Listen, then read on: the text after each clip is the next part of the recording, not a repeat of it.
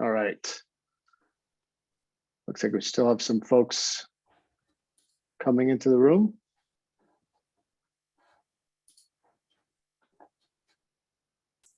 Good afternoon, everybody. Welcome. We'll be getting started in just a minute.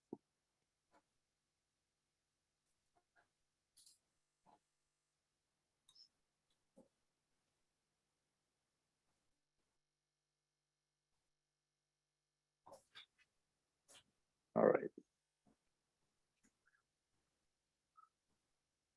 All right, I have it as 4:01 p.m., which means we need to go ahead and get started because we have a lot of stuff to talk about. So I'm going to go ahead and get it going.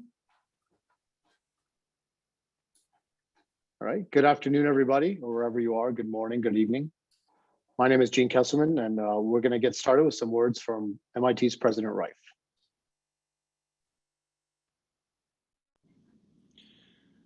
Good afternoon. I'm Rafael Reif, MIT's president, and I'm delighted that you have joined us for this important discussion.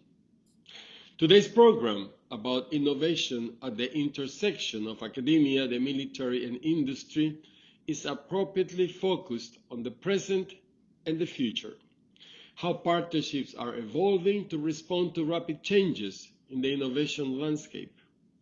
But I hope you will forgive a brief reflection on the past, because this event is about 160 years in the making. MIT's relationship with the military and industry is fundamental. The Institute was founded in 1861 deliberately to accelerate the nation's industrial revolution. And of course, partnership with the private sector remains essential to our capacity for impact. That is well established.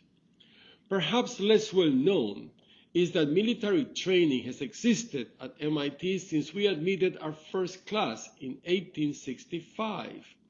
Since then, more than 12,000 officers have been commissioned from MIT, including more than 150 who have reached the rank of general or admiral. Our tradition of national service has taken many forms, from the launch of the MIT Rad Lab in 1940, to Lincoln Laboratory in 1951, to the new MIT Air Force AI Accelerator. We continue to pursue deeply meaningful opportunities to innovate and keep America safe.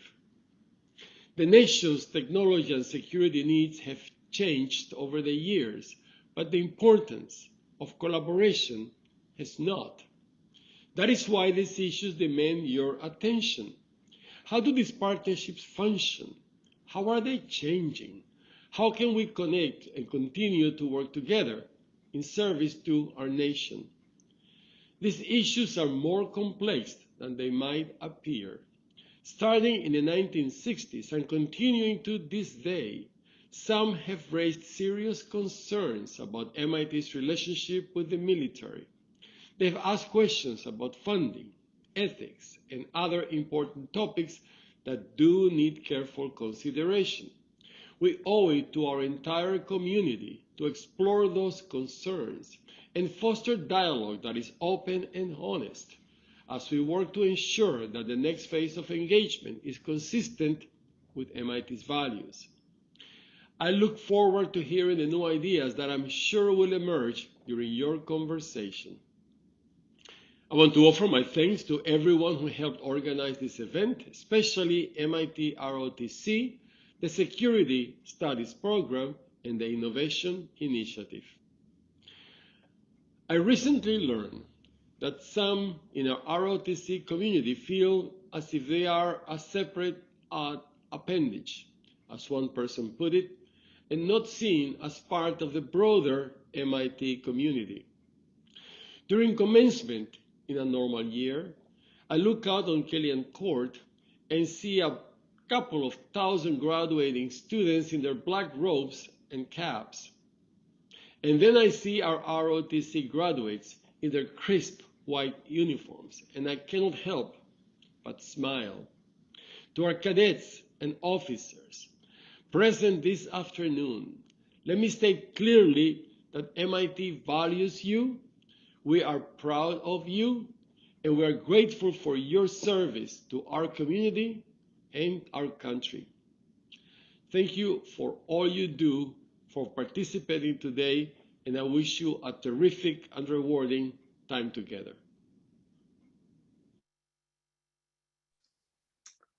Thank you, President Reif. I think indeed we will have a terrific time together. I'm very much looking forward to this. All right, well, hello everybody. My name is Gene Kesselman, and I'm truly honored to be here today with all of you, moderating this incredible panel. In a minute, we'll jump into introductions and I'll ask some questions of the panelists. We'll also open it up later to questions from the audience. So if you do have a question, just ask for you to wait for a little bit, and then you ask it via the Q&A function. We'll try to get to as many as we can. But first, I want to take a minute to underscore the opportunity that we have here today to have a very open and thought-provoking conversation about innovation and collaboration between the private sector, the military, and universities like MIT. So personally, I'm elated that I can be a part of this event, as this is a passion topic of mine. I've been thinking about or living through the challenges we'll be discussing for most of my career. I've had 21 years of putting on the uniform of the US Air Force and a few more years working in the government innovation in DC, and as well as some startup time. I've been at MIT as a student and now as executive director of the MIT Innovation Initiative. I have unknowingly at times and purposely at others explored this problem area most of my adult life. So this is a really exciting panel for me. In fact, the main reason I applied to MIT for business school was the research that a professor was doing at MIT Sloan around innovation and the public-private partnership. Little did I know that later that professor would eventually become my boss a few years later when Professor Fiona Murray hired me to work at MIT to chip away at this problem with her. I remember thinking if there's any place I could come and have a valuable impact, it would be at MIT. So, and here I am now with you taking part in this valuable and amazing panel. So it has become clear that in recent years, our government and military are actively seeking new models and initiatives to stay competitive and to ensure national security. So it's panels like this that offer us the ability to come together and have impactful discussions that, as President Reif just said, should be appropriately focused on both the present and the future. So hopefully when we're done here, you all will think that we've have some more ideas and maybe some actionable and usable ideas for our community to use to make impactful change. I'm going to now introduce our esteemed panel, and if you want, their extended bios will be in the chat. So I'll just do quick introductions and you can all take a look through the chat for their bios. So we'll start with the co-directors of the Air Force's flagship AI research and translation element, the Ai Accelerator, truly a one-of-a-kind DoD organization embedded inside a university and a model for academia DoD research partnership. We'll start with Dr. Daniela Roos, who is the MIT director of the Accelerator, as well as professor of electrical engineering and computer science, and the director of CSAIL, the Computer Science and Artificial Intelligence Laboratory at MIT, and also deputy dean of research for the Schwarzman College of Computing. Daniela will be joining us very shortly. Colonel Tucker Cinco Hamilton is her military counterpart in this partnership and serves as Air Force Director of the Accelerator. He brings significant and impressive military experience to this role through his many years as a fighter test pilot, instructor, and commander. Welcome, Cinco, and thanks for being with us. We also have Dr. Bernadette Johnson, the Chief Technology Ventures Officer from MIT Lincoln Lab, one of the government's leading federally funded research and development centers. The fact that this position, frankly, even exists at an FFRDC is a great start, and Bernadette is certainly trailblazing in this role.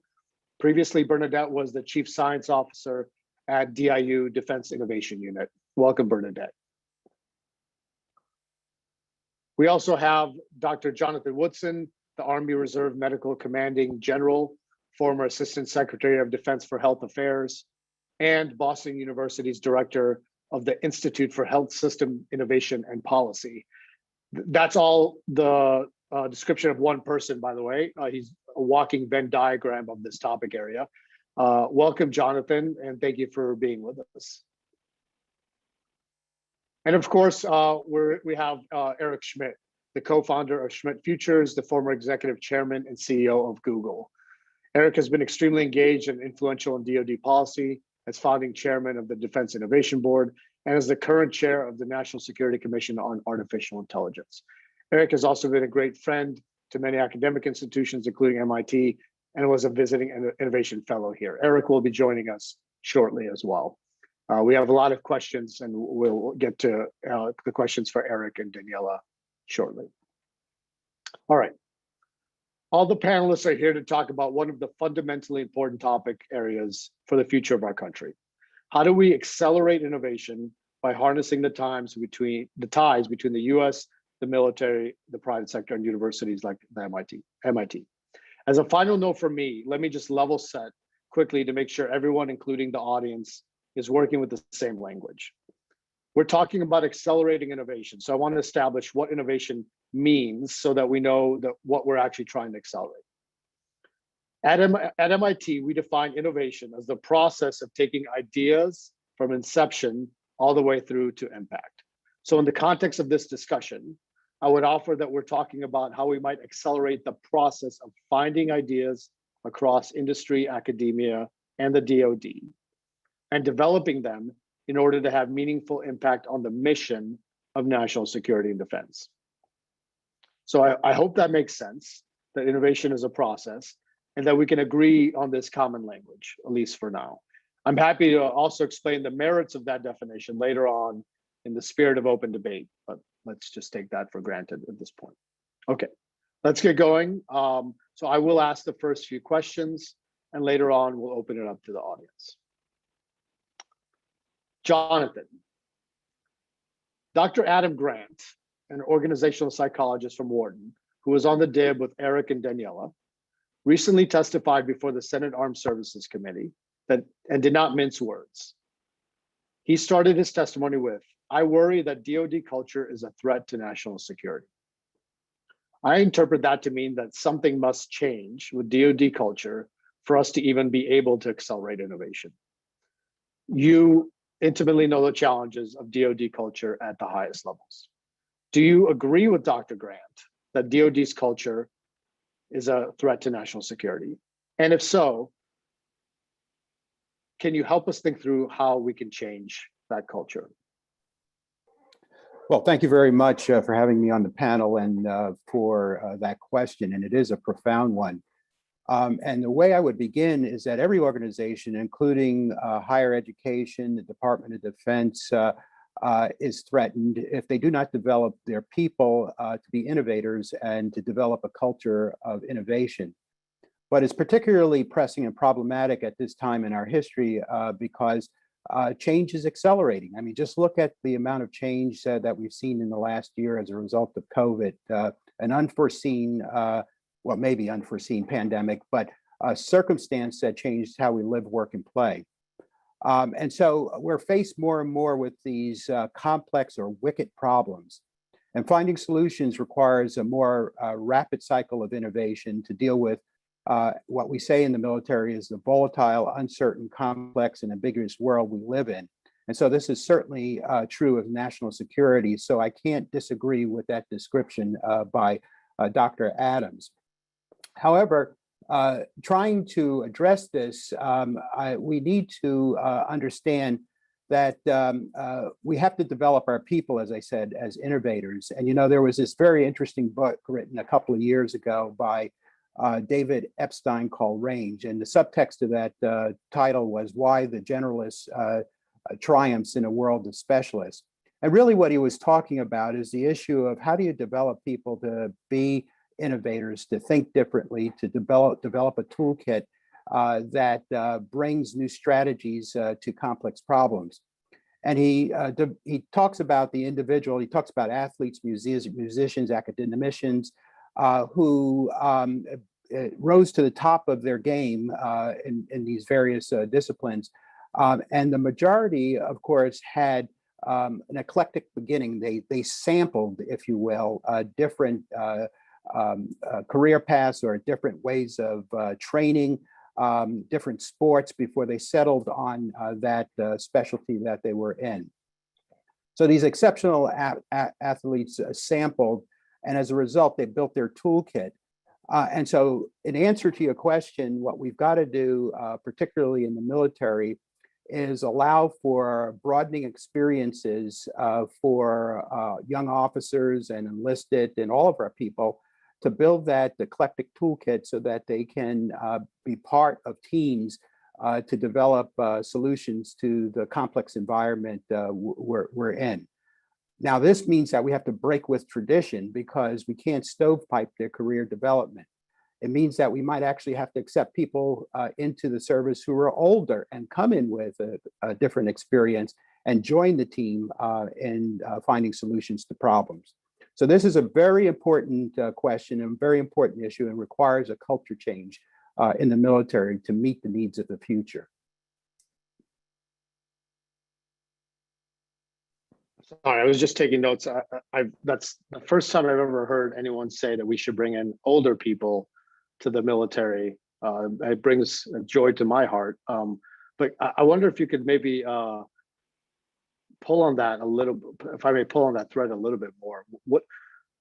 Certainly the kind of accelerated use of young people and finding new paths and things like that for them. We're going to talk about that actually a little bit later in the panel.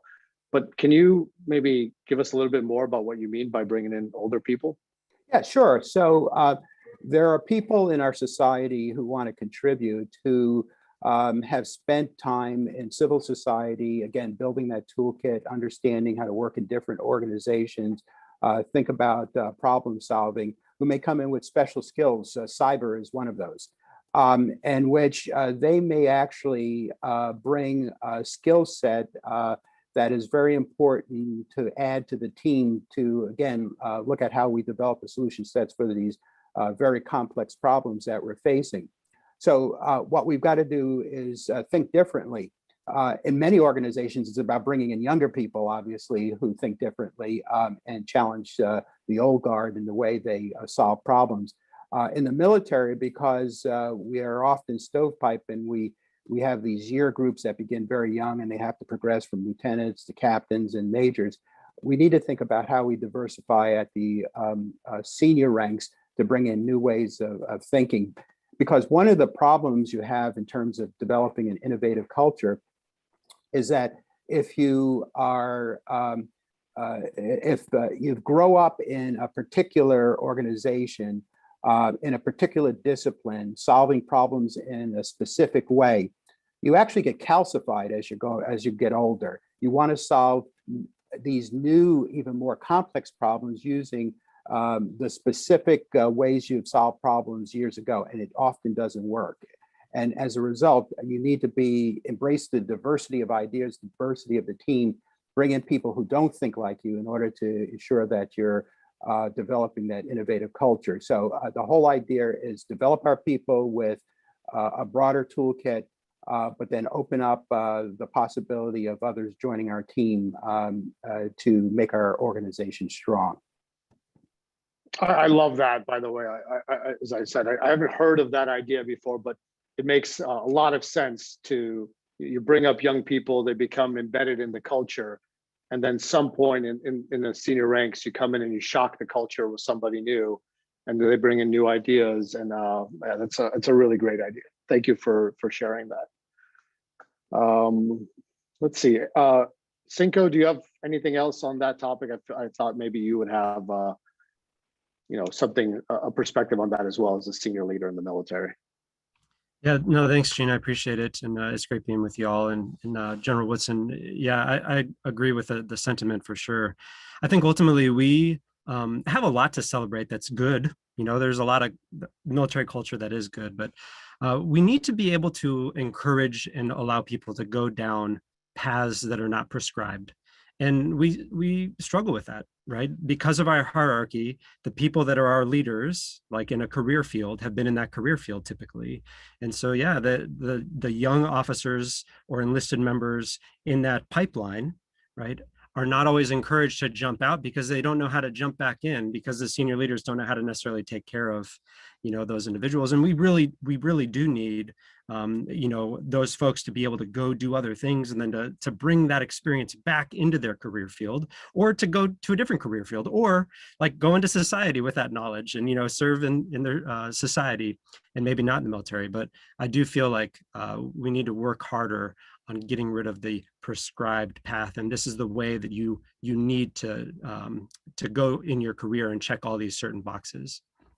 Yeah, if I could just respond to that for a minute. I think the strongest organizations are the organizations that cultivate these generalists that David Epstein talks about, and matches them with the folks who have these specialty skills. So it really is a balance, but we need to grow more of these folks with an eclectic background.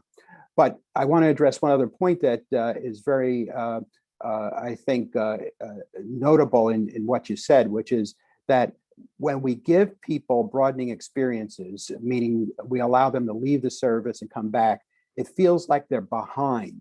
And we need to change that thinking. They're actually not behind. They may actually be ahead, but we don't appreciate it. But because we've had this rigid sort of attitude of year groups and progressive promotion on time, that has stymied, I think, the need to develop more innovative people at the top. So we need to get away from this thought of sort of rigid promotion groups, and then understand the importance of having a broadening experience to the diversity of the organization and the strength of the organization. Wonderful. Thank you both. And just for admin purposes, real quick, just for our staff here, I was just told that Eric is in the audience, not as a panelist, but as an attendee. So it'd be great if we could invite him up to the stage to talk. If you guys can take a look at that and make sure you promote him up to the stage, because I'm pretty sure we want to hear what he has to say on this topic. So if you guys could take care of that, I appreciate it. All right. Oh, there he is. Hello, Eric. Sorry about all good. the confusion. All right. Well, actually, it's perfect timing. We've gone through introductions, and we're just on the part where I ask you a question. So I'll just jump into that. Okay. And welcome. Can you hear Yes. me okay? Yes, great. Thanks a lot. I'm Gene. Yes, I heard your introduction, Gene. I perfect. really admire your service to this. And any opportunity to thank MIT for hosting ROTC and the other programs that MIT does is a great use of my time. It's just wonderful what you all do. Thank you so much. Really appreciate that. Well, since we're talking, let me go ahead and jump into the question for you. So you ran one of the most innovative and influential companies in the world. We all know Google very well. You've recently launched an effort to create a new field of interdisciplinary research at Broad, connecting biology and machine learning. Eric, you're on too many boards for me to list in this forum, but I'd like to talk for a few minutes about your time with the Defense Innovation Board, if I may, which you chaired, by the way, for 4 years with Ash Carter, who is also one of our MIT Innovation Fellows and works just down the street from us at another school. I have 3 related questions, which I'll give you now all together, and if I'm sure you'll ask me for them again, but I want to pose them all together just for the sake of kind of connecting them. So, Eric, in the 4 years you were with the DIB, what surprised you the most? What recommendation do you think made the biggest impact to date? And what is the one thing that they really ought to do, but it seems hard or impossible for the government to do?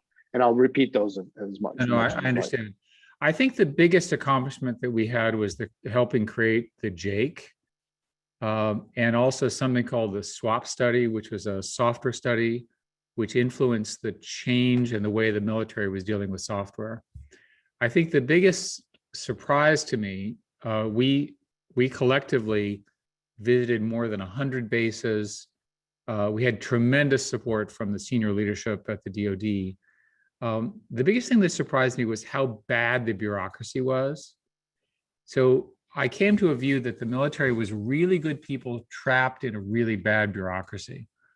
And my model is that the bureaucracy was designed in the 1980s and has not changed. I've since talked to people who were there in the 1980s, and they said the bureaucracy was designed in the 1960s and had not changed. So maybe it's one of those things where the bureaucracy lags 20 to 30 years. And that is an issue of national security at this point. Virtually everything we face as a national security threat will be from issues around new technology of one kind or another, whether it's going to be in space or whether it's going to be through cyber or through traditional war mechanisms amplified by AI tools. So the way I would describe the biggest issue right now goes something like this. All the people I worked with over the last 5 years have been replaced by new people, right? Partly because of career change, transition, some people have retired, and of course the change of administration. So all the learning and all of the influence that we had has now got to get restarted again. And when you have that kind of situation, you get bureaucratic capture where the bureaucracy is perfectly happy to do what it's always been doing, which is to build large, very expensive programs with a small number of contractors with specifications that are written by the specifiers and not by the developers, not using agile software, in fact, not doing any software at all. And those problems need to be addressed by the new leadership. They're well articulated and they're well understood within the leadership, but they can't change it. So we made at the DIB a series of recommendations, but I think the most profound ones go something like this. The Congress gives the DoD lots of authorities, and the Congress gets mad because the DoD doesn't take the authorities. The contractor base does what they're specified, because if they don't, they get sued. But if you ask the contractors would do something better than what they were told to do. So there's something deeply wrong in that whole cycle. It's anti-innovative.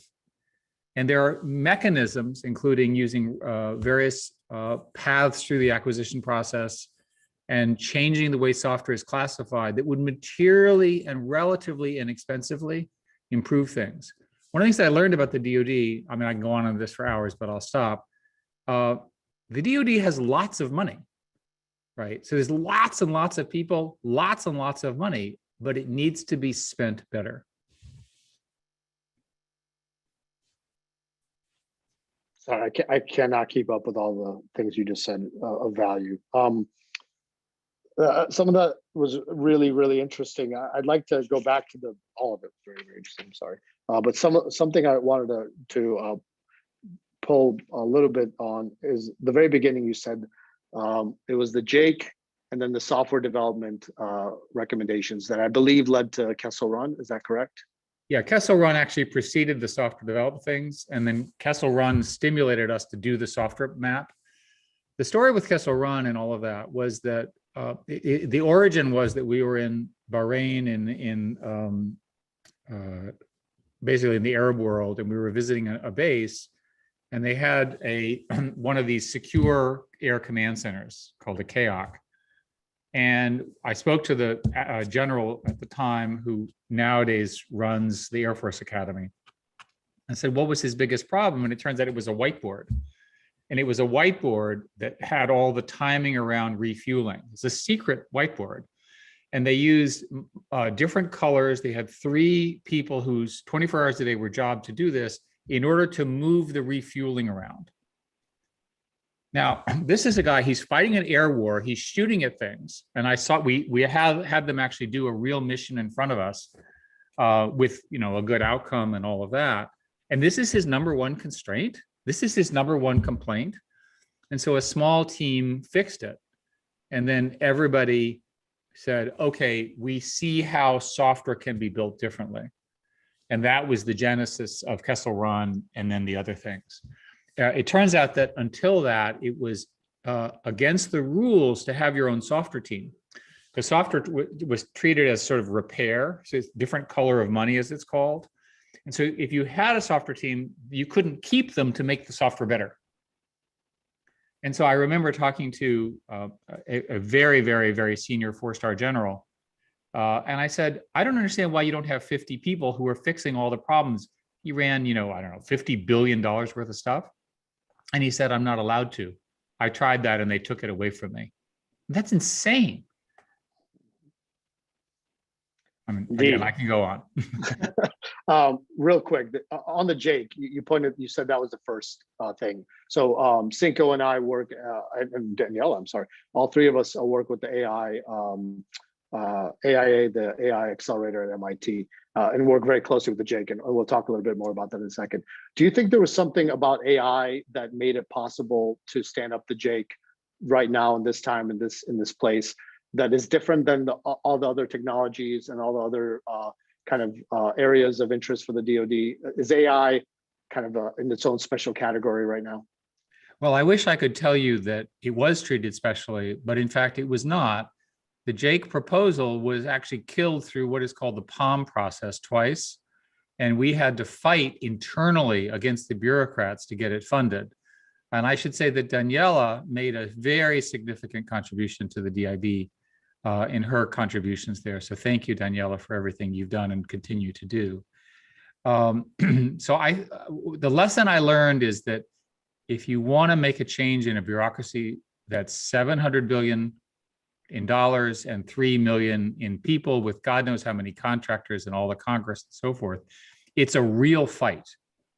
It takes us fighting, it takes the Secretary of Defense fighting for it and so forth. It does happen.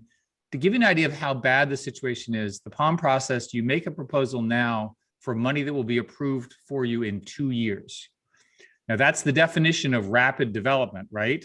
That's a joke, by the way. And we studied the length of time of the large programs in the DoD. Every new weapon system has taken 2 years longer than the previous one. And of course, the cost overruns are well understood. So another example is, let's look at the F-35. F-35 is a magical airplane. The whole system is going to cost $1 trillion over its lifetime. So it's a very big program. There was a concern that they did not have enough computing horsepower. And it turns out that part of the reason is that the computing horsepower was specified in 2001 when the program was agreed to. Now, this is being addressed, but you see my point. We still have VAX chip architectures powering the B-22, the B-2, I think, and a couple of other things. So if you're not willing to change the CPU of something that's going to last for 50 years, you're going to end up with a really old computer in a really impressive piece of airplane. I'm using that as an example. I don't know if you ever got a chance to go on tour of the nuclear launch facilities, but if you really want to see some old equipment, if you haven't seen a floppy drive in a while, I suggest you go to the fields of Wyoming and take a look. In fact, we actually worked on that. And it turns out that part of the reason that our nuclear base is so secure is that no one is alive who knows how to hack the analog systems and the 8-inch floppies that they use. There is a proposal to modernize that, which will cost $100 billion.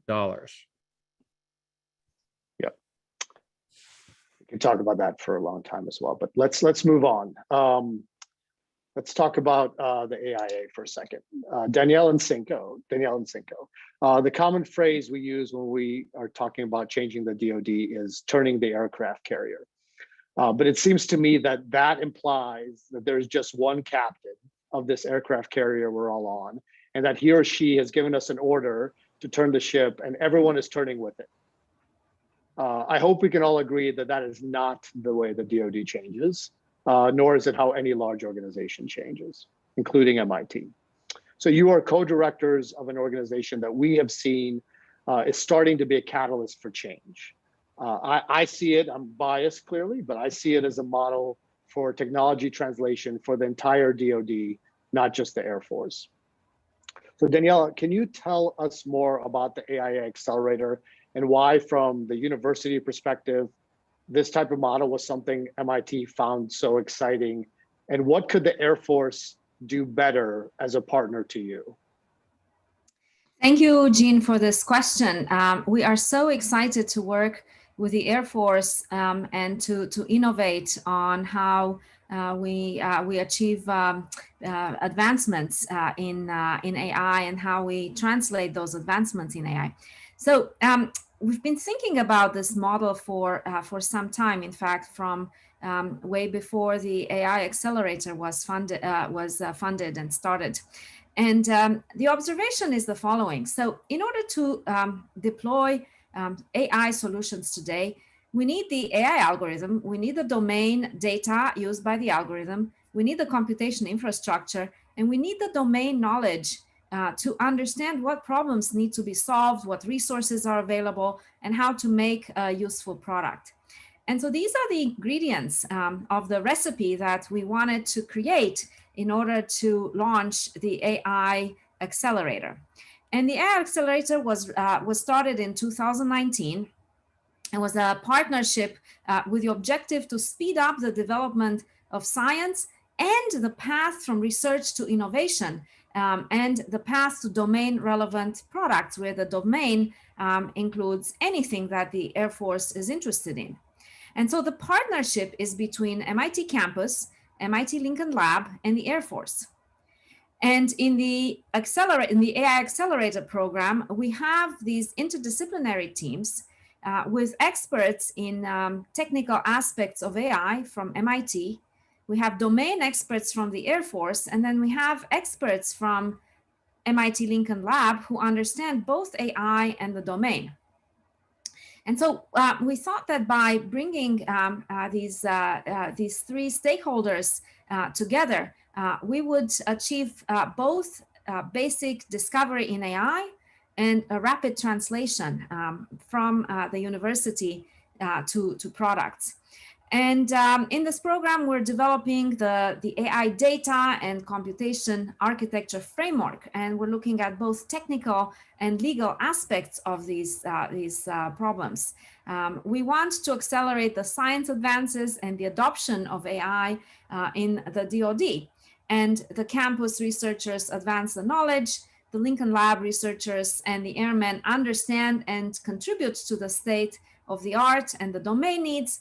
And then the idea is that Lincoln Lab and Air Force participants can take the latest advancements that they now understand and know about and turn them into useful products. And so I think we have a very fruitful collaboration, and the collaboration contributes to science and knowledge, and it also contributes to new paths for rapidly developing new tools and innovation for the Air Force. And it's a very exciting area. We believe that through this program, we have the potential to support a number of national and international security initiatives, and we can go beyond AI to other aspects of technology, other new technologies. And the last thing I want to say is that since we started the AI Accelerator program, we also realized that there was a critical need to teach AI, to train broadly the Air Force and more generally the DoD in AI beyond the airmen who are with us around the clock. And so we launched a 12th project, as we call it, and the focus of this project is on education research and on developing programs that allow us to train the DoD members in AI at different levels, depending on the role they have within the DoD, whether they're leaders, whether they are users of AI or deployers of AI. Everyone needs to know some of the same things, but some different things. And so the opportunity to do all of this under one roof, under one program is very exciting. And so far, we've been very productive, and we've had a very wonderful collaboration thanks to the leadership of Cinco and to Laz Gordon, who preceded him. Yeah, I think it's an amazing model. I think you're right. It can apply to many other disciplines other than AI. But I do want to ask you. I know as Cinco is a pretty much a flawless leader, as was Laz. But what can the Air Force? What can they do better? What is it that we still need to work on from the military side of the house to make us a better partner for MIT? Well, Eric outlined a number of important areas of improvement. From our point of view, I think that more agility in how things are done in the Air Force will go a long way. I think that there is, we're beginning to see a change of culture, but we still need to work on the acceleration part of the AI program and that can only happen if we have a meeting of the minds on the technology side, but also on the translation side. And if we have processes within the Air Force, within the DoD that are receptive to this translation. And so these processes could include the funding that is needed for doing the startups with relevant products, for taking the new knowledge that is being discovered and generated and turning that into specific products, specific services that the Air Force can benefit from. Great, thank you. I do believe the translation is the key to success in all of this. I think that's certainly the valley that we all need to work on. All right, Cinco, from your side, the AIA is taking the ideas out of MIT and trying to connect them directly to the Air Force's mission. What are the major hurdles you see for adopting the technologies and capabilities into the Air Force that come out of the AIA? And on the flip side, the same question I asked Daniela, how can MIT be an even better partner, or how can academia be a better partner to the Air Force? Yeah, great. Thanks, Gene. And thanks, Dr. Roos, for the partnership and leading us off there, explaining what we are. And it's been a very unique partnership and very rewarding for myself and the airmen involved. And I think ultimately for the Department of the Air Force. Listen, it's kind of simple. It's not simple to do, but it's just the idea. If we want to bring AI into the DoD, we need to educate people on what AI is. Right. And that is, I think, the biggest hurdle is people don't understand the technology. They don't understand how to implement and acquire the technology, because AI is not just the typical system, right? It's not the autonomous swarm UAV or the F-35 or, a certain software program. It is a part of lots of systems and lots of programs. And so just the basic understanding of what AI is what I think we're lacking. And that's what we're going after through our Project 12. And I know senior leaders in the Air Force, the department, are very keen on trying to solve that as quickly as possible, is get people spun up so that they understand what it is. And that goes from our senior leaders all the way down to our airmen. I mean, our senior leaders started, their high school life on typewriters, right? And I was similar on like a typewriter word processor. And the young students, young adults, and our young airmen, guardians, officers, right? They grew up in a different world with different technology. And so we need to try to bridge that gap, and we need to give them the tools in order to do that. So I think step one is really educating the force on what artificial intelligence is and how it can be applied. AI is not just something we educate, but we have to work on how do we transition the technology, right? So it's not as simple as now, okay, everyone knows what AI is, but how do we actually get it into, airmen's hands? How do we legally do it? How do we ethically do it? And that's a part of our projects here at the AI Accelerator, is trying to figure that out, right? We're developing capability with MIT. Our airmen are getting really smart. The MIT professors, the PIs, and the Lincoln Lab folks are very gracious with their time and bringing our folks along. And then we're trying to really bridge that gap and go after, like, all right, program offices. This is what we need to do contractually and legally. This is how we're going to have to share data. This is where we're going to have to put data. And that whole like foundational aspect of AI is what we most desperately, I think, need to get after in the Air Force. And then to your second question, you know, MIT has been a wonderful partner. And I think it's tough when you have researchers at heart, right? Like they don't always know how to transition some of the technology. You know, I think, and I'm not just talking about MIT, just in general, and, you know, the Air Force Research Lab can kind of fall into this bucket a little bit too, where they do amazing research. But then how do you actually take it and say, all right, we have an MVP now, we need to actually get this into the program office instead of just doing more research, right? And trying to get to that next level. And so I think we in general need to recognize when something is good enough and really try to work hard to cut that, you know, get it to the level it needs to be, the TRL that we need it at, and then get it over to an organization. Maybe that's industry, maybe that's an FFRDC, you know, to units, organizations in the DoD, and actually get it into the hands of the warfighter. Cinco, can I add something to that wonderful summary? I would just say that the airmen who are embedded in the research projects are extraordinary at seeing the opportunities. And so they understand the technology and then they suggest and sometimes the technology is far out, right? I mean, it's not quite ready, but then they can see angles where we could use the technology immediately today. And so, for instance, we have a project we call Guardian, where the objective is to create an intelligent assistant, a friend or guardian of sorts for the pilot. And so we're building this Guardian, and at some point, one of the airmen said, "This would be a great idea for training, for coaching, for improving." Well, we didn't think about that angle when we started the project, but through these really close interactions, we found an opportunity that is ready, that is available, that is immediate. And so now we just need for someone to take the research and turn it into that extraordinary pilot training program. Fantastic. Go ahead, Cinco. Oh, gee, I mean, I'd love to get on a 30-second soapbox if I can. And it really comes down to, I think our society like really has to get after how we bring in this technology, right?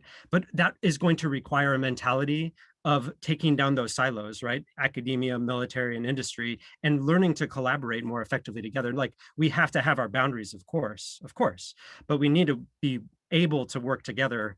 And Daniela, I think that was a wonderful example, because I think because of our partnership, because we're sitting here together, we're able to see those points and go after certain things that you guys wouldn't have recognized. And so I really want to hit home that point, because I think that is one way that we're really going to be able to get after, you know, this gap that we have.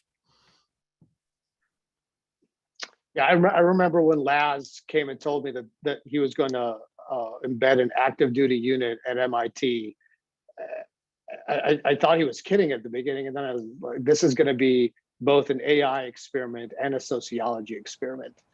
This is going to be culture clashing at its best. And to what Jonathan was saying earlier, maybe that's how you also change the culture, is you force that, you do that culture shock that you mentioned, Jonathan, as you force all these parties together and you see what happens.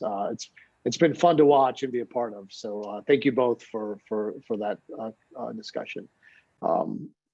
Bernadette, I've come to the completely unoriginal but crucial determination that the key to success in government innovation is simple. Everyone should just do what they do best, which in the government's case, I believe, is providing hard mission problems and then funding the smartest people to solve them. That's it. That's how simple it is. You work at a federally funded research and development center affiliated with the university, MIT, but you're in a venture role. Can you explain that seeming paradox? What should an FFRDC have to do with creating ventures? And how does this relate to universities and DoD? It doesn't make sense. Well, first, thanks, Jean, for the question. Let me suggest a more expansive definition of ventures, right? A typical general definition would be undertaking an undertaking involving risk with some hope of a payoff or some hope to benefit, right? So that's what we set up here, and we're scientists, so we're used to taking risks. I think the idea of doing this within an FFRDC, while it may seem unusual or paradoxical, it isn't really. It is at the core of what the FFRDCs were established to do. So walk back in history a little, as Raphael did. The FFRDCs were established after World War II with the express purpose of being able to tap into that wealth of research in universities and private sector that had helped support the war effort. The idea was to continue these, but in some way to not encumber them quite so much as government employees. And so they were set up with two main objectives. First objective was to maintain a long-term technical competency in areas where the government couldn't rely on its own in-house laboratories or contractors. And the second was to develop technology and transfer it to the private sector. So those are really very bound up with the definition of what an FFRDC is. The R&D FFRDCs, many of them are run by universities, as Lincoln Laboratory is, and we benefit in multiple ways from that. I think you just heard Daniela and Cinco talk about one with the context of the Air Force Accelerator. So that is an example of fundamental or foundational research being conducted in the university, prototypes, if you will, informed by user needs being developed at an FFRDC, in this case, Lincoln, and then hopefully those transition operationally. Now, at Lincoln, we develop prototypes. I've said that a few times, and it's important to keep in mind. We don't build things if someone else can. We do a really good job of transitioning that technology at the request of our government sponsors, typically to the defense industry base. What we're working on is doing a better job at actually transferring that technology to the private sector. And therein comes the venture. So I'm answering your question in a very long-winded way to say it makes sense. It's part of our DNA, it's part of our mission. It's the part we need to work a little bit harder at, is this actual engagement with the commercial sector, not just to push our technology out, but also to get their advanced capabilities in to help us solve the hard R&D problems that we're tackling.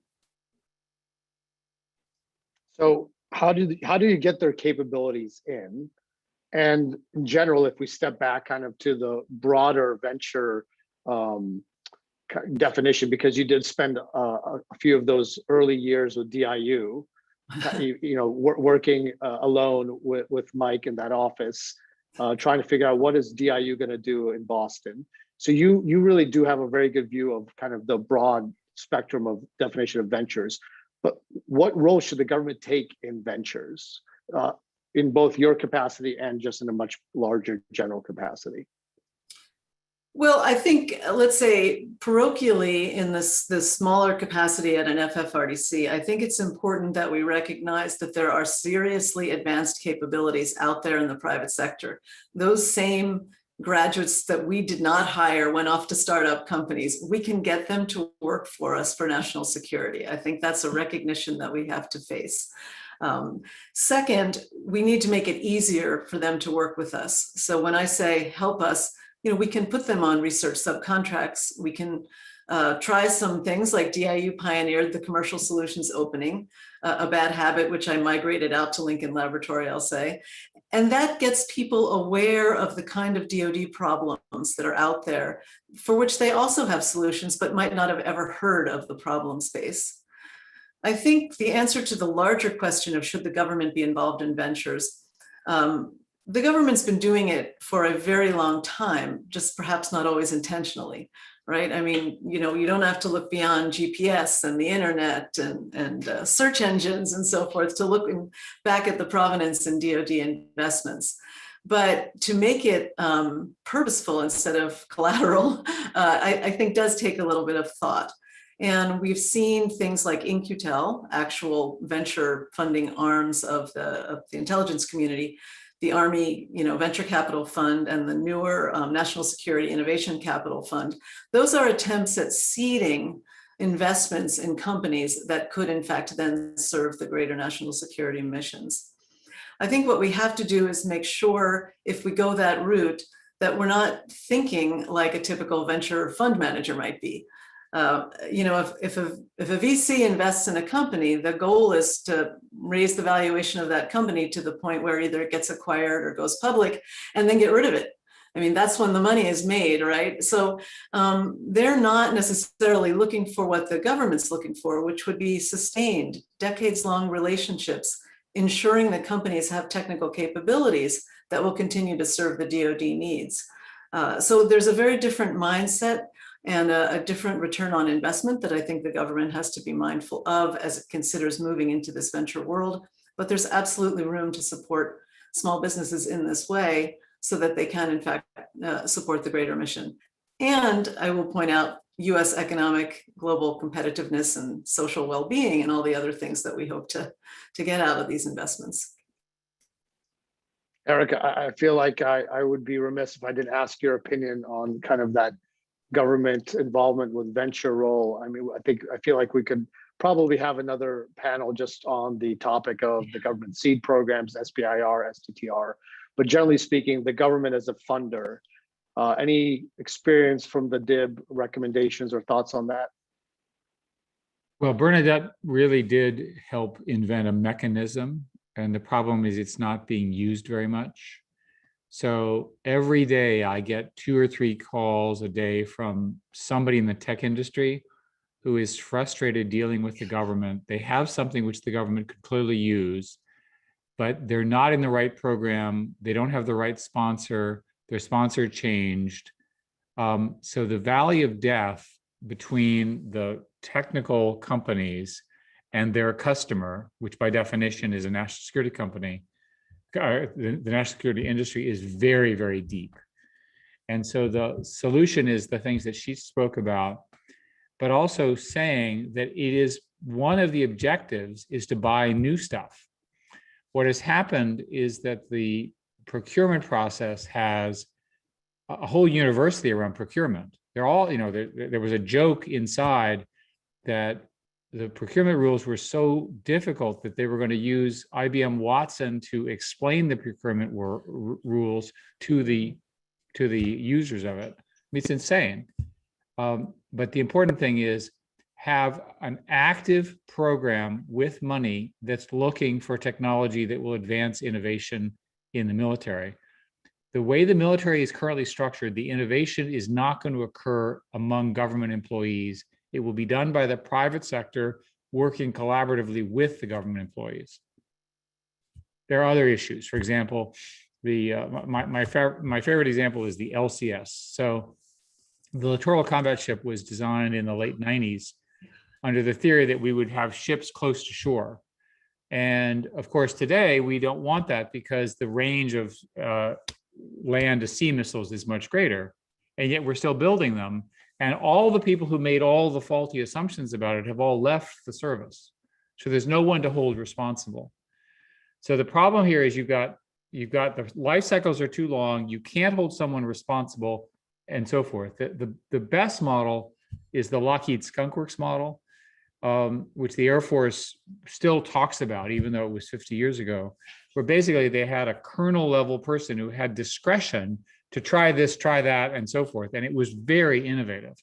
So we could put those things in place if we were willing to annoy the procurement structure and employ the large and annoy the large companies. Another idea that I like a lot, which again, the Air Force was pioneering for a while, and I think is still working on, is the concept of digital design studios and digital twinning. Yeah. What you do is you basically say, so the way I would say it is my own proposal is, let's imagine that MIT has a spin out of 100 people and the military uses them to design one of something important. And the rule is that that team can only build one of them. And the intellectual property is owned by the government.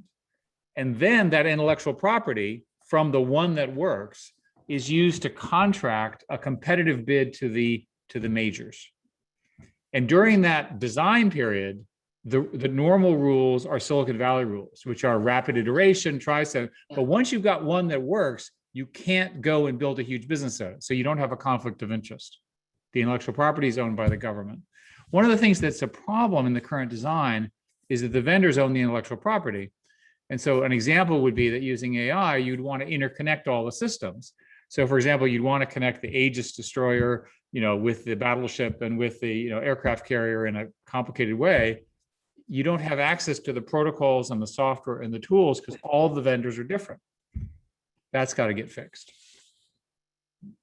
I'll put a plug right now for someone to throw a question in about digital twinning, because I think that's a fascinating topic. I would love to. Yeah, by the way, go down. there is a very large MIT program in this area that's really good, in case you're not familiar with it. Indeed. I'm trying to hold back all the questions, so I'm going to run more through my script of questions rather than diverge. But I have one more question, and then I want to open it up to the audience. And this question kind of is really maybe one of the heart of why we're here in this panel. It's to talk about the human capital part of it. Jonathan, you've talked about it. Eric, you talked about the fact that one of the great problems in the government is the turnover and the churn, certainly in the DoD. And this talks about another part, the young talent. So let me ask this question for the group, and Jonathan, if you may, if I can, I'll ask you to start off once I ask the question, and then we'll open it up to anyone else that wants to talk. So in a recent Foreign Affairs article entitled America's Military Risks Losing Its Edge, Michelle Flournoy says, and I quote, "The final obstacle is the shortage of technology talent across the Defense Department's workforce, both civilian and military, a digital readiness crisis," in the words of a March 2020 report by the Defense Innovation Board. Later, she goes on to say that the Pentagon should assess its talent needs across its innovation network and throughout the product lifecycle and start fully using the hiring authorities it has, while also creating new career paths for STEM graduates and the service academies and ROTC. So here at MIT, we have heard from our ROTC cadets on campus that they fear their hard work, and these are the best and the brightest. Their hard work and talents will not be put to good use by the military. That they would like to see new alternative career paths.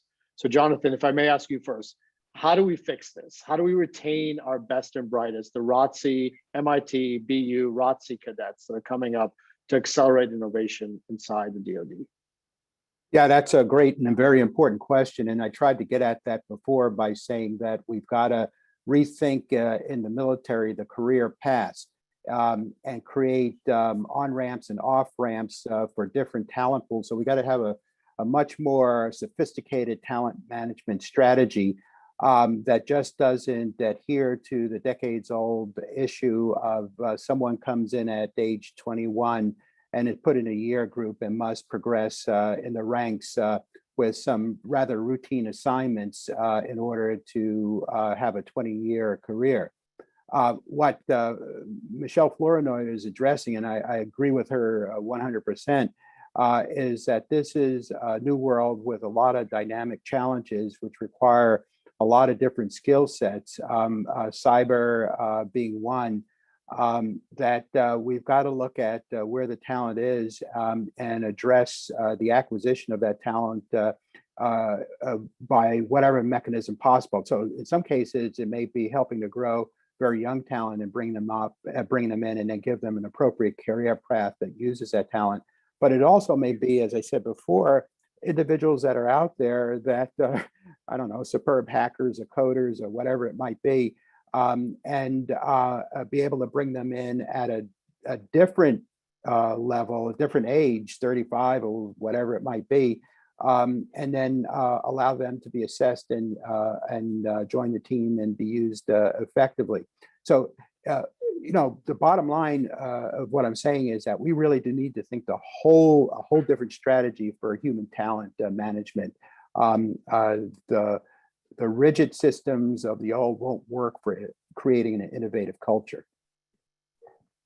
Yeah. Sorry, unmuting. Anyone else?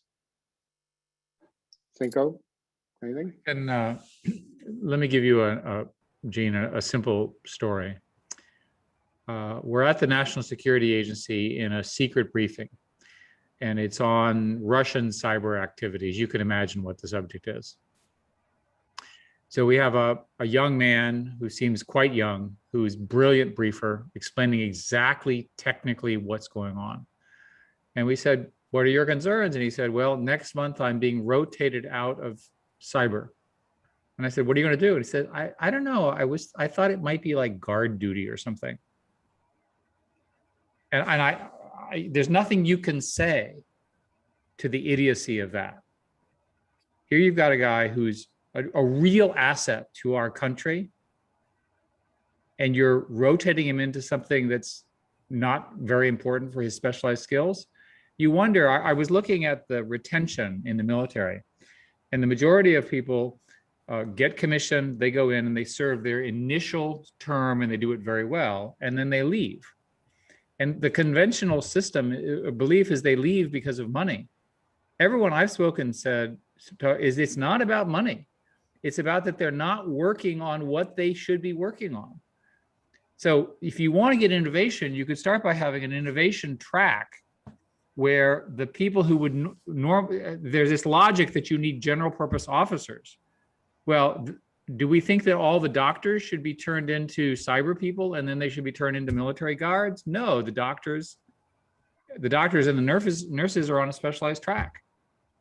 Right? If you're a military doctor, you're not shunted off not being a doctor. They spend a lot of money to get you to be a really great doctor, and you serve your country well. So there's a lack of understanding of how innovation works. And because the system was designed 50 years ago and has not been changed, and is apparently, as best I can tell, impenetrable and unchangeable. And there are people who are in charge of the system, and when you ask them this question, they say, I do not have the authority to do what you're proposing. So again, I appreciate your simple model of getting the right people to do the right things. They are being prevented from doing that by the HR system in the military, which needs some rethinking. Go ahead, Gee, Daniela. if I can add to that, I would just say that people want to make a difference. People want to have their time count. And so that translates to thinking about how you give opportunity to people to work on important problems or on problems that they find important. And then how do you give them the tools to tackle these important problems? Sometimes we need new training programs. Sometimes we need new kinds of software or hardware. But ultimately investing in people and making sure that they have the tools to maximize their time, and they have the excitement and the passion to work on the problems that they're asked to work on is important. Indeed. And anyone else on the topic of retaining our ROTC and young talent? I guess, Eric, to your point, I mean, I wrote in huge letters here, innovation track. I would probably guess that, and Cinco and Jonathan can back me up, every single person in the military either has gone through or knows somebody that has gone through that they have left early or their career has been damaged because they made a decision that took him off what was known as kind of the career path. That, you know, we're telling you to go this way. This is the way you become successful here. And because they do something wrong, they don't get to continue being promoted. And that pressure is what makes someone leave a job where they're incredibly important, or makes someone move someone from a job where they're incredibly important and useful to a job where they're not, because that is the career path that they need to go on to continue being promoted. It is certainly one of the huge errors in our system. And Gene, let me just add that tech companies have a technical career path where the most senior individual technical contributor can become a vice president or a senior vice president. They're often called fellows or things like this. And it is a parallel track. And it's recognized that their skills are very specialized and they're really likely to be terrible managers. Right? Different track.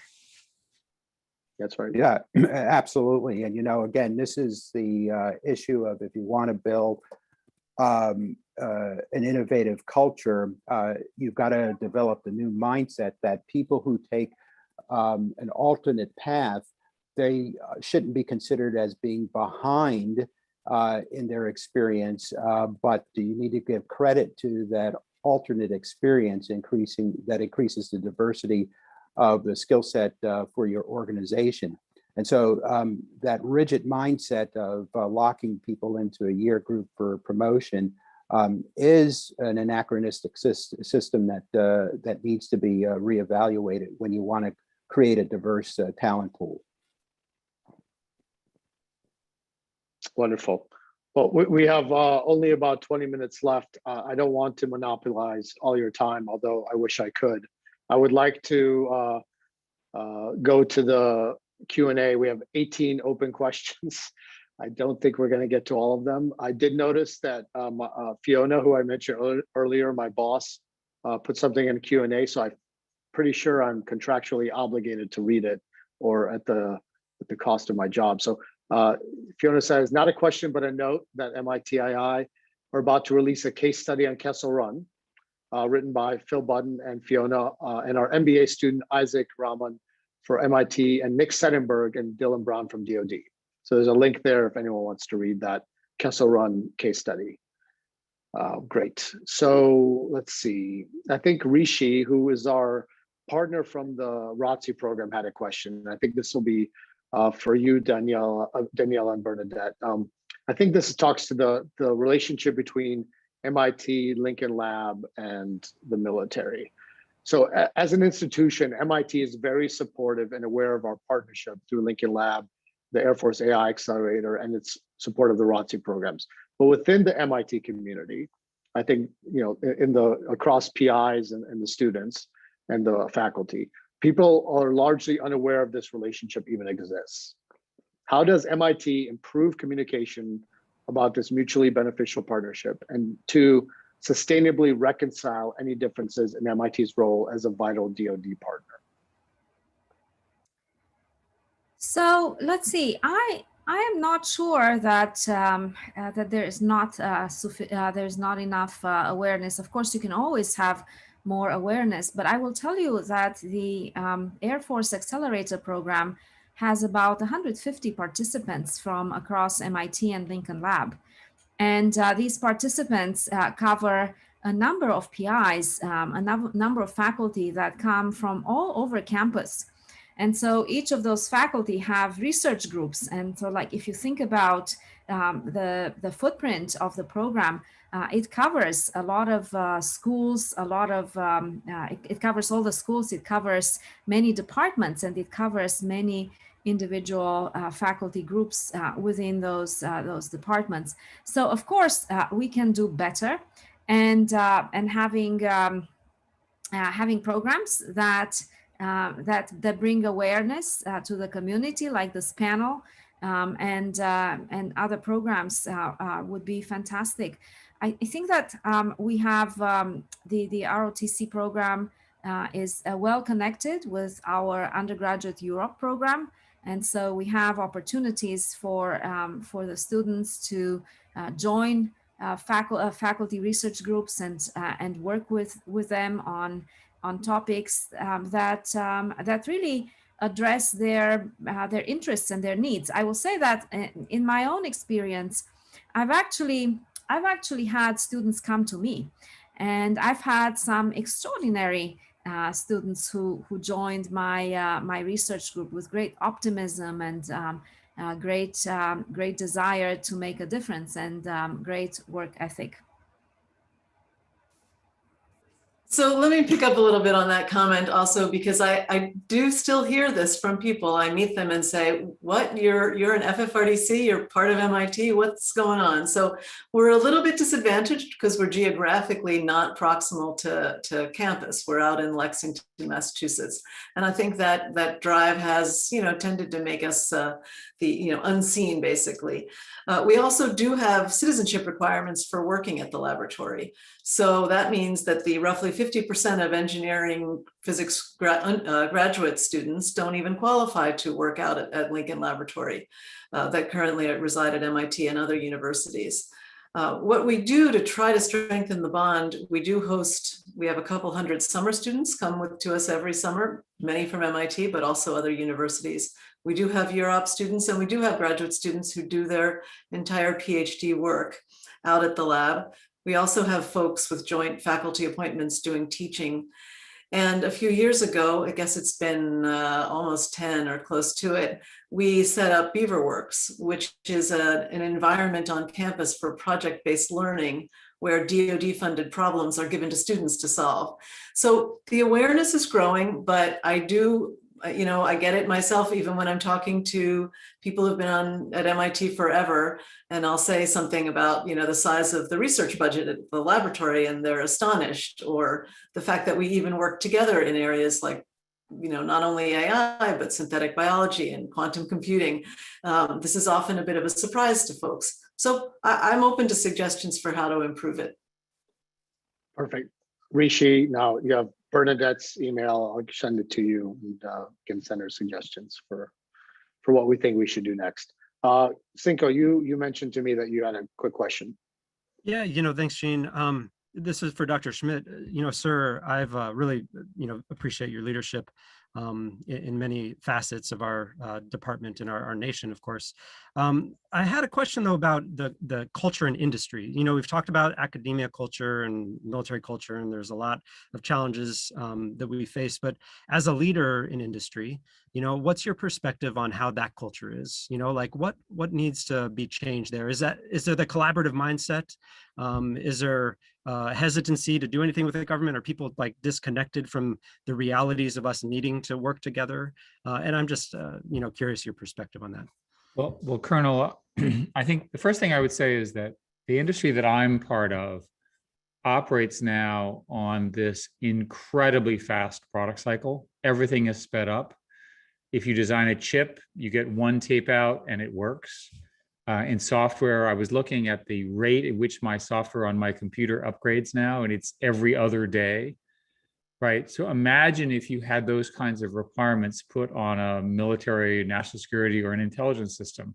They would break in a second. And so, so the operating culture is different. The general political view is somewhat anti-military for all sorts of historic reasons, which a lot of us are trying to break. And I think what's now clear is that there's plenty of companies that want to work with their national defense counterparts. And why do they want to do it? They're patriots, or they want to make money, or both, right? But there's lots and lots of evidence now, and there are private companies that are forming incubators, venture funds to try to fund these kinds of companies. Even Google, who famously walked away from Maven, is now working hard to get back into the military. And of course, Microsoft and Amazon never left. So I think the good news is we're through that, oh my God, we can't work with the military. And now we're in the, how do we work with the military? Thank you. Great. We have some really interesting questions here. I'm trying to get through them all and go quickly here. So maybe we can do these questions maybe in speed round fashion so we can get to as many as we can. So Warren Katz is here, a good friend of all of ours here at MIT and an alum. He said, DoD's make-buy acquisition decisions inappropriately skewed towards make for many reasons. Had the DIB considered any incentive structure changes which would skew those decisions more towards buy from private industry? And I know Daniela and Eric, you were both on the DIB. Maybe you could take that question. Daniela? After you, Eric.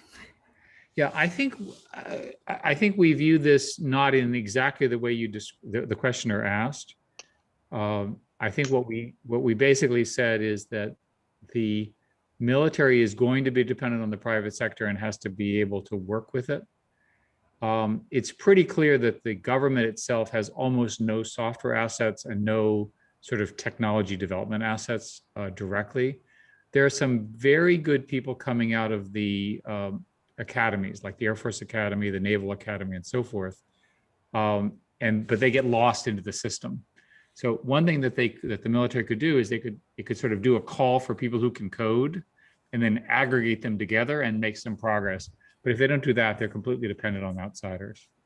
One of the arguments we made was that the software people can be acquired because there's a mechanism whose name I've forgotten, where you can hire an individual as a person as though they're a company. So you hire the service, you pay the person's company, and then it's like a contract, and that's possible, and that's a way of getting software people as well.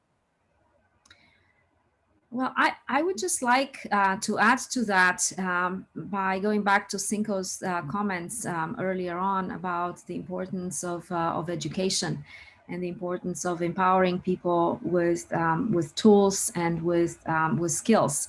And in fact, the DIB did write some reports about the future workforce and what is needed to empower the current DoD members.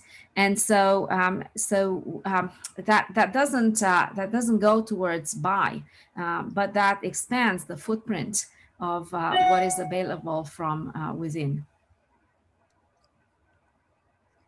Great. Thank you. Anyone else? All right. Here's an interesting question. So good afternoon. This is from Michael Noska. Good afternoon to all the panelists in attendance. In light of the recent events, such as the SolarWinds hack of federal government agencies and private sector IT and telecom companies, which have state-of-the-art cybersecurity, my question is whether the trend of autonomous cars, smart cities, smart grids, industrial and military control systems, and critical infrastructures being connected to the internet as cyber physical systems could become a Trojan horse to national security. I mean, that's a big question. Maybe Bernadette or Eric, Cinco, Daniela. I'll be happy to make a comment here. I think what you've done is, or what the questioner, Michael, has really focused on is that national security is a lot broader than missiles, countries pointing missiles at us, right? I mean, we have vulnerabilities to critical infrastructure that really do need to be protected. And in another way of looking at it might be, it also resolves perhaps one of the issues we just talked about, which is reluctance in some parts of the commercial sector to engage with the government on national security. I think the more that we all understand that national security is broadly defined, the more we appreciate that we're actually all invested in working on these problems. So rather than view it as those as Trojan horses or particular vulnerabilities, those are other problems to solve and a consistent mission set across the DoD to civilian spectrum.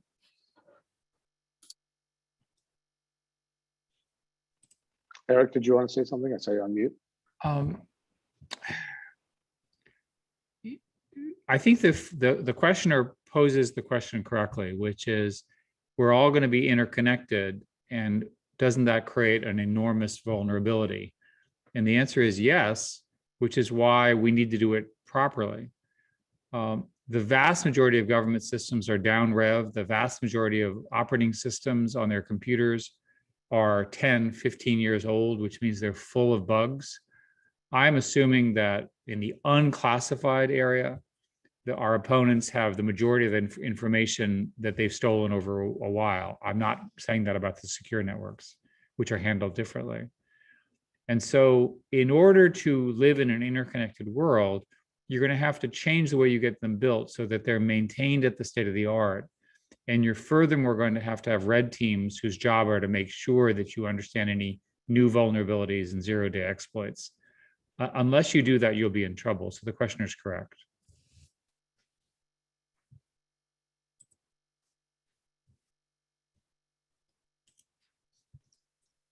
Muted.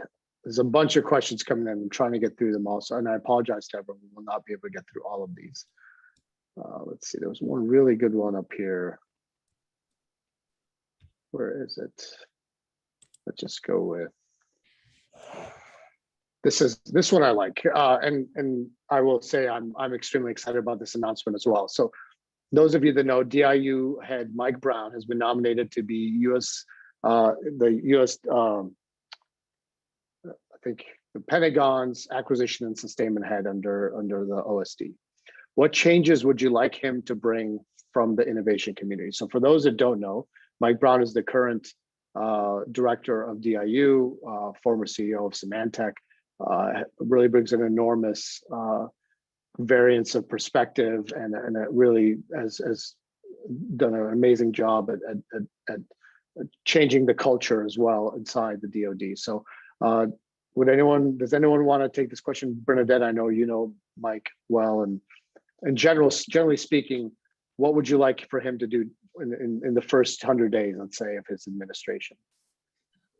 So I think it's a great selection, and Michael can bring a lot to the A&S side of the house, but perhaps one of the most important things is he could provide a bridge to the R&E side of the house. So they bifurcated a few years ago, and now we have DIU, management at the federal laboratories, DARPA, those folks all over in research and engineering. Acquisition and sustainment is a parallel entity with very few real bridges had been built across it, to be honest. So that is one thing that's possible. I think it's also likely that he will promulgate some of the things that he's already talked about, which is a greater engagement with the private sector in supporting national security problems, and perhaps contributing to continued streamlining of the acquisition systems and the reforms that were set up 2 administrations ago. Great, thank you. I'm going to keep going quickly. We only have 4 minutes left. Jonathan, Ben, who is here at MIT, asks, how can the DoD better leverage service members who come to MIT for graduate study, something you must know a lot about? It seems that many return to the roles that do not leverage what they learn or support them to effective change. Yeah, that's a great question. And again, it gets back to some of the heart of the things I was saying about a totally new strategy for talent management. We do need to, again, allow service members to go outside of the military system to get these broadening experiences which build their toolkit. But then once they get them, we shouldn't shunt them back into these rigid career paths that don't use their talent. And so one of the biggest challenges we have today is thinking about a new talent management strategy that allows for young mid-career folks to use those special abilities that they've acquired on projects that they are enthusiastic about and will support, again, innovation within the system. Daniela, any thoughts on that? Yeah, I mean, it's talent management is very important. So you send a student you send somebody to MIT, they learn a lot of important technical skills. It's really important for them to have a path to use those skills rather than sit in an office and move paper around or do something that is not tied to their skills. So I agree with Jonathan, figuring out ways to manage the talents, to assign people according to what they're passionate about, what they know how to do. And there are plenty of problems that need to be solved, right? I mean, through the Ai Accelerator program, we develop technologies that have to be picked up by people outside of the university. And there are so many opportunities around how you take those ideas and you turn them into capabilities that are relevant for your unit, for your service organization, for the nation. And so I think that there is a lot of opportunity, but there has to be a different layer of management to match those who can solve the problems to the problems that need to be solved. Wonderful. Thank you both. All right, this is the last question. I'm going to make it really quick, even though I think this is something we don't talk a lot about, and that's the difference between the DoD and the intelligence community. And I, having spent most of my career inside the IC, this is something that I really do believe is worth thinking and talking about. So TJ Lincoln, who was at the NRO with me, asks, we've heard a lot today about DoD. Do you think the intelligence community is farther ahead of the DoD in being innovative because there's more collegial atmosphere, it's not as rigid in terms of rank hierarchies up or out of promotions, and the fact that there tends to be closer integration with industry and academia? For one, I remember Bill Gates coming through our operations center at the NRO. Eric, you just said that you were able to get some classified briefings as well. Do you think that that's true, that the intelligence community, maybe Bernadette as well, is a little bit different? I just visited with the intelligence community on some other matters on the AI commission that we did. And I think some of what was said was true.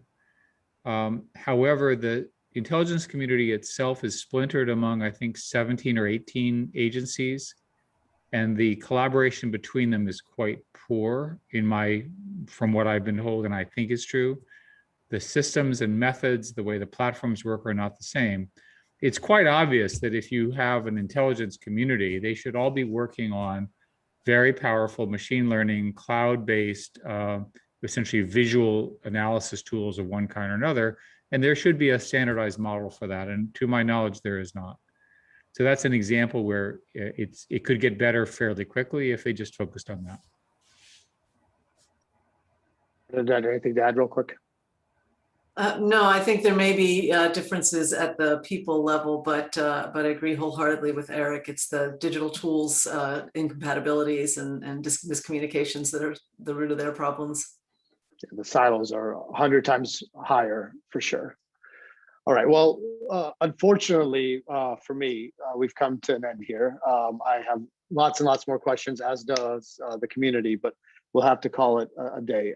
I really want to thank you all. This has been such a pleasure for me, an honor to be in a virtual room with all of you. Thank you for spending an hour and a half with us. There were a lot of people in this room. It was streaming on YouTube, and I think it made a big impact. So unless there's anything else any of you wanted to say as a final note, I guess we'll thank you all again, and we'll sign off for today. Thank you.